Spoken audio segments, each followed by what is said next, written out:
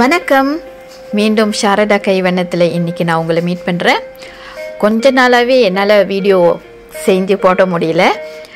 பல காரணத்தால் கோவிட் மற்றும் ஸ்கூல் சில்ட்ரன் இந்த ஒரு நிறைய பிரச்சனைகளுக்கு இடையில் என்னால் வீடியோவும் எடுக்க முடியல, வீடியோவும் போட முடியல.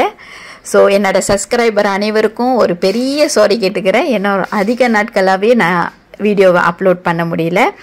இன்றைக்கி நான் ஒரு வீடியோவோட வந்திருக்கேன். இன்றைக்கி தொம்யாம், ஸ்பைசி தொம்யாம் தை ஃபுட். இந்த தொம்யாம் எப்படி செய்யலான்னு நம்ம பார்க்கலாம். என் வீட்டில் எடுத்துட்டிங்கன்னா தொம்யாம் சக்கப்போடு போடும். அன்றைக்கி முழுதும் ரைஸ்லேயும் சாப்பிடலாம், நூடுல்ஸும் சாப்பிட்லாம், பீஹூன்லேயும் சாப்பிட்லாம். ஒரு ஈஸியான ஃபென்டாஸ்டிக்கான ரெசிபினா தொம்யாம் சொல்லலாம். ஓகே, இந்த தொம்யாமுக்கு என்னென்ன பொருட்கள் தேவையோ இந்த பாஸ்கெட்டில் நான் அரேஞ்ச் பண்ணி வச்சுருக்கேன் பாருங்கள். இந்த திங்ஸ் தான் ரொம்ப தேவைப்படும். அதே சமயத்தில் இந்த தொம்யாம் பேஸ்ட் நான் இந்த பிராண்டோட பாய்ச்சேன். இந்த பேக்கெட் நான் 2 பேக்கெட் யூஸ் பண்ணேன். பிறகு ப்ரான் இது நல்ல ஒரு டைகர் ப்ரான் இது. நல்லா க்ளீன் பண்ணிவிட்டு ஒரு 10-15 ப்ரான் நான் எடுத்து வச்சுருக்கேன். இப்போ ஃபர்ஸ்ட்டு நம்ம ஒரு பாட்டை வச்சுட்டு ஒரு தண்ணி ஊற்றிடுங்க. தண்ணி நம்மளுக்கு அந்த 2 பேக்கெட் எவ்வளோ தேவைப்படுன்னா நார்மலி 500 to 700 ml தண்ணி வைக்கலாம்.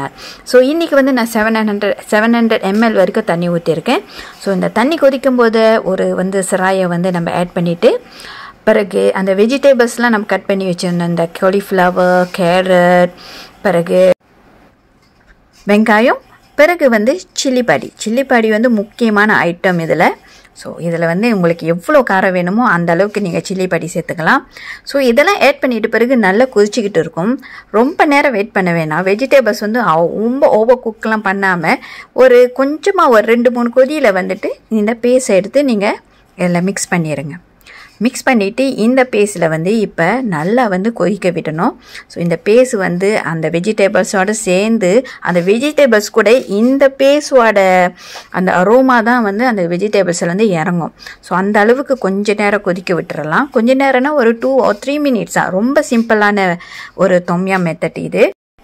அதோடு இப்போ தக்காளிக்காய் நம்ம ஆட் பண்ணிடலாம். தக்காளிக்காய் ஆட் பண்ணிட கையோட இந்த லீமா பொருளோட அந்த லீஃப் இருக்குல்ல, லீமா பொருள் லீஃப் நல்லா கிழிச்சு நம்ம போட்டுடலாம். எந்த அளவுக்கு நம்மளால் கிழிக்க முடியுமோ அந்த மாதிரி நம்ம கட் பண்ணியும் போடலாம், இல்லை கையால் தீய பண்ணிட்டும் போடலாம்.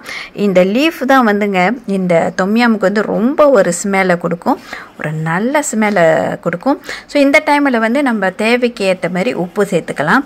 இங்கே நான் அஜியோ இல்லை சுகரோ எதுவுமே சேர்க்கலை, உப்பு மட்டுமே சேர்க்க போகிறோம். பிறகு அந்த லீமா கஸ்தூரி சொல்லுவோம்ல, அந்த லீமா கஸ்தூரி 2 லீமா கஸ்தூரியோட அந்த ஜூஸை இங்கே நான் ஆட் பண்ண போகிறேன். லீமா கஸ்தூரி ஆப்ஷனல் தான். ஏன்னா இன்றைக்கு நான் ஸ்டீம்பூட் செய்கிறதுனால நான் லீமா கஸ்தூரி ஆட் பண்ணுறேன். அன்லெஸ் உங்களுக்கு நீங்கள் ரைஸோடையோ இல்லை நூடுல்ஸோட வச்சு நீங்கள் சாப்பிடணும்னு நினைக்கும் போது இந்த லீமா கஸ்தூரி கொஞ்சமாக நீங்கள் குறைச்சிக்கலாம். ஏன்னா ரொம்ப சவராக அப்போ இருக்கும். அதுக்கு தான். பிறகு இந்த லீமா கஸ்தூரி நம்ம ஆட் பண்ணிட்ட பிறகு இந்த நம்ம க்ளீன் பண்ணி வச்ச இந்த ப்ரானை ஆட் பண்ணிடலாம். ப்ரான் ஆட் பண்ண கையோட ப்ரான் ரொம்ப நேரம் கொதிக்க விடக்கூடாது. எப்போதுமே நம்ம சீ ஃபுட்டை ரொம்ப நேரம் அதிக நேரம் கொதிக்க விட்டோம்னா அது அந்த டேஸ்ட்டை இழந்துடும், அந்த தன்மையை இழந்துடும். ஒரு 2 கொதி வந்த பிறகு நம்ம ஸ்டவ்வை ஆஃப் பண்ணிடலாம். அந்த சூடிலே அந்த ப்ரான் குக் ஆகிரும். Very simple recipe. டைம் இருந்துச்சுன்னா கண்டிப்பாக இதை ட்ரை பண்ணி பாருங்கள். மீண்டும் உங்களை நான் இன்னொரு வீடியோவில் சந்திக்கிறேன். பாய்.